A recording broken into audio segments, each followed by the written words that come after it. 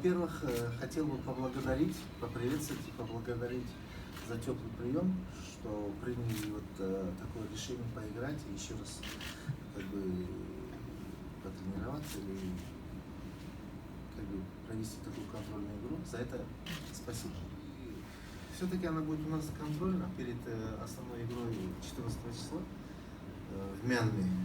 Поэтому мы хотим еще раз посмотреть своих игроков, привыкнуть к обстановке, вот, к погодным условиям. Поэтому вот, приняли такое решение сыграть перед основной игрой такую товарищескую игру. Как бы эта игра носит характер товарищеской игры, контрольной игры, да, мы хотим еще раз посмотреть своих игроков, независимо, давно играли или же недавно играли. Но мы знаем, что малазийская команда очень хорошая, мы смотрели их игру.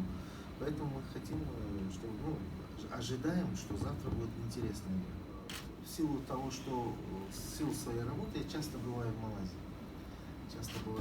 И много знаком с развитием малазийского футбола. Да? И вот последняя игра, которую мы смотрели, игру с Вьетнамом, мне она очень понравилась. И видно, что большой рост. Они сделали большой шаг вперед в плане игры.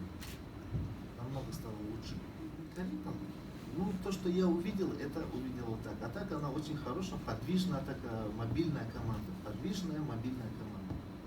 Если по его словам, или как вы переводите, это как бы будет разминка, и, конечно же, эксперимент у нас есть несколько новых игроков, мы хотим посмотреть, как будет. И, конечно же, самое главное, привыкание к этой погоде. У нас одни из основных, как и остальные. Вот, никаких сложностей нет, у них сейчас игры, главное, они будут в игре у себя там, мы будем играть с другими футболистами, как раз мы их и просмотрим.